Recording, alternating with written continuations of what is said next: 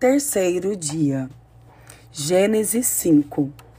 Esta é a lista dos descendentes de Adão. Quando criou os seres humanos, Deus os fez parecido com ele. Deus os criou homem e mulher e os abençoou. E lhes deu o nome de humanidade.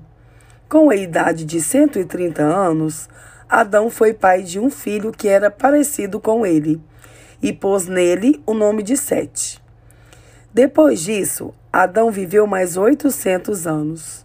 Ele foi pai de outros filhos e filhas, e morreu com 930 anos de idade. Quando Sete completou 105 anos, nasceu seu filho Enos. Depois disso, Sete viveu mais 807 anos. Ele foi pai de outros filhos e filhas, e morreu com 912 anos de idade. Quando Enos tinha 90 anos, nasceu seu filho Cainã. Depois disso, Enos viveu mais 815 anos. Ele foi pai de outros filhos e filhas, e morreu com 905 anos de idade. Quando Cainã tinha 70 anos, o seu filho Maalalel nasceu. Depois disso, Cainã viveu mais 840 anos. Ele foi pai de outros filhos e filhas, e morreu com 910 anos de idade. Quando Maalalel tinha 65 anos, nasceu seu filho Jared. Depois disso, Maalalel viveu mais 830 anos. Ele foi pai de outros filhos e filhas, e morreu com 895 anos de idade. Jared tinha 172 anos quando seu filho Enoque nasceu. Depois disso, Jared viveu mais 800 anos. Ele foi pai de outros filhos e filhas e morreu com 962 anos de idade. Quando Enoque tinha 65 anos, o seu filho Matusalém nasceu. Depois disso, Enoque viveu em comunhão com Deus durante 300 anos e foi pai de outros filhos e filhas. Enoque viveu 365 anos. Ele viveu sempre em comunhão com Deus e um dia desapareceu, pois Deus o levou. Quando Matusalém tinha 187 anos, o seu filho Lameque nasceu. Depois disso, Matusalém viveu mais 782 anos. Ele foi pai de outros filhos e filhas e morreu com 969 anos de idade. Quando Lameque tinha 182 anos, foi pai de um filho e disse: "O Senhor Deus amaldiçoou a terra e por isso o nosso trabalho é pesado. Mas este menino vai trazer descanso para nós." E Lameque pôs no filho o nome de Noé. Depois disso, Lameque viveu mais 595 anos. Ele foi pai de outros filhos e filhas e morreu com 777 anos de idade. Depois que completou 500 anos de idade, Noé foi pai de 3 filhos, Sem, Cã e Jafé. Gênesis 6. Quando as pessoas começaram a se espalhar pela terra e tiveram filhas, os filhos de Deus viram que essas mulheres eram muito bonitas. Então, escolheram as que eles quiseram e casaram com elas. Aí o Senhor Deus disse: "Não deixarei que os seres humanos vivam para sempre, pois são mortais. De agora em diante, eles não viverão mais do que 120 anos. Havia gigantes na terra naquele tempo e também depois, quando os filhos de Deus tiveram relações com as filhas dos homens, e essas lhe deram filhos. Esses gigantes foram os heróis dos tempos antigos, homens famosos. Quando o Senhor viu que as pessoas eram muito más e que sempre estavam pensando em fazer coisas erradas, ficou muito triste por haver feito os seres humanos. O Senhor ficou tão triste e com o coração tão pesado que disse: Vou fazer desaparecer da terra essa gente que criei. E também todos os animais, os seres que se arrastam pelo chão e as aves, pois estou muito triste porque os criei. Mas o Senhor Deus aprovava o que Noé fazia. Esta é a história de Noé. Noé era um homem direito e sempre obedecia a Deus. Entre os homens do seu tempo, Noé vivia em comunhão com Deus. Ele foi pai de 3 filhos, Sem, Cã e Jafé. Para Deus, todas as pessoas eram más e haviam violência por toda parte.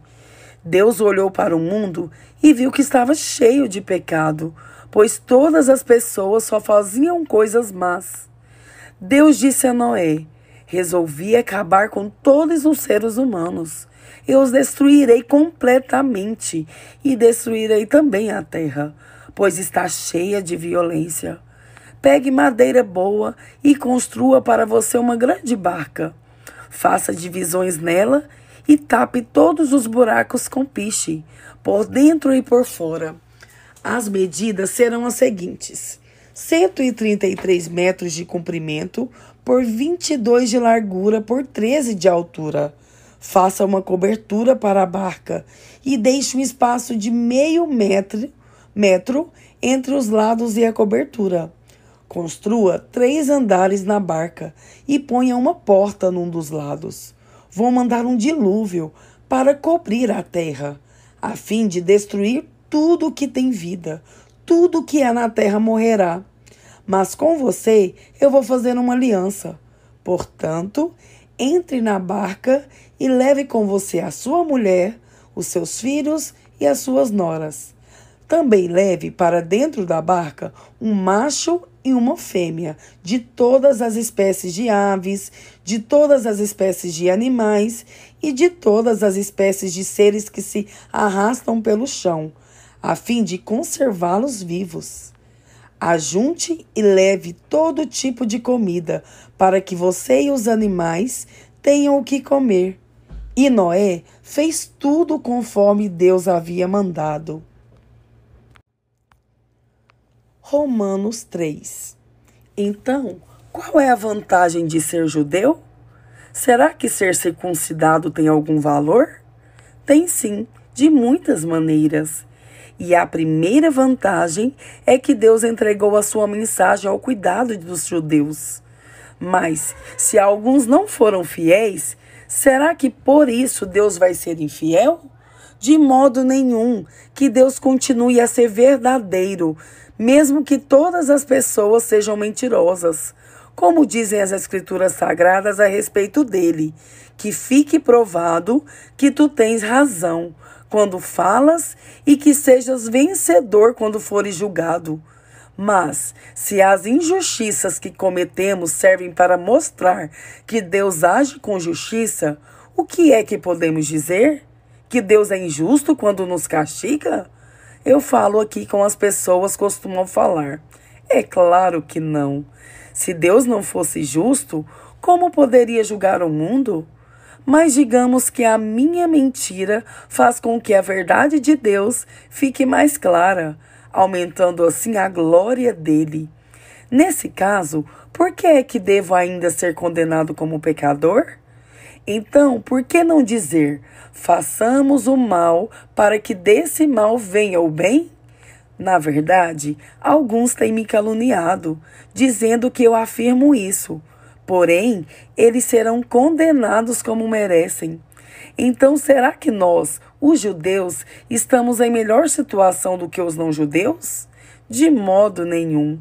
Já mostrei que todos judeus e não-judeus estão debaixo do poder do pecado.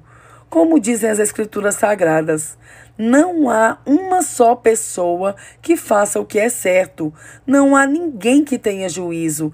Não há ninguém que adore a Deus. Todos se desviaram do caminho certo. Todos se perderam. Não há mais ninguém que faça o bem. Não há ninguém mesmo. Todos mentem e enganam sem parar. Da língua deles saem mentiras perversas, e dos seus lábios saem palavras de morte, como se fossem veneno de cobra. A boca deles está cheia de terríveis maldições. Eles se apressam para matar. Por onde passam, deixam a destruição e a desgraça. Não conhecem o caminho da paz e não aprendem a temer Deus. Nós sabemos que tudo o que a lei diz é dito para os que vivem debaixo da lei. Isso a fim de que todos parem de se justificar e a fim de que todas as pessoas do mundo fiquem debaixo do julgamento de Deus. Pois ninguém é aceito por Deus por fazer o que a lei manda, porque a lei faz com que as pessoas saibam que são pecadoras. Mas agora Deus já mostrou que o meio pelo qual ele aceita as pessoas não tem nada a ver com a lei. A lei de Moisés e os profetas dão testemunho do seguinte: Deus aceita as pessoas por meio da fé que elas têm em Jesus Cristo. É assim que ele trata todos que creem, pois não existe nenhuma diferença entre as pessoas.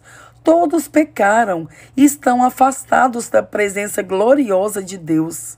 Mas, pela sua graça e sem exigir nada, Deus aceita todos por meio de Cristo Jesus que os salva. Deus ofereceu Cristo como sacrifício para que, pela sua morte na cruz, Cristo se tornasse o meio de as pessoas receberem o perdão dos seus pecados pela fé nele. Deus quis mostrar com isso que ele é justo. No passado, ele foi paciente e não castigou as pessoas por causa dos seus pecados. Mas agora, pelo sacrifício de Cristo, Deus mostra o que é justo. Assim, ele é justo e aceita os que creem em Jesus. Será que temos motivo para ficarmos orgulhosos? De modo nenhum. E por que não? Será que é porque obedecemos à lei? Não, não é. É porque cremos em Cristo. Assim, percebemos que a pessoa é aceita por Deus pela fé e não por fazer o que a lei manda. Ou será que Deus é somente Deus dos judeus? Será que não é também Deus dos não-judeus? Claro que é. Deus é um só e aceitará os judeus na base da sua fé e também aceitará os não-judeus por meio da fé que eles têm. Será que isso quer dizer que, por causa da fé, nós tratamos a lei como se ela não valesse nada? Não, de modo nenhum. Pelo contrário, afirmamos que a lei tem valor.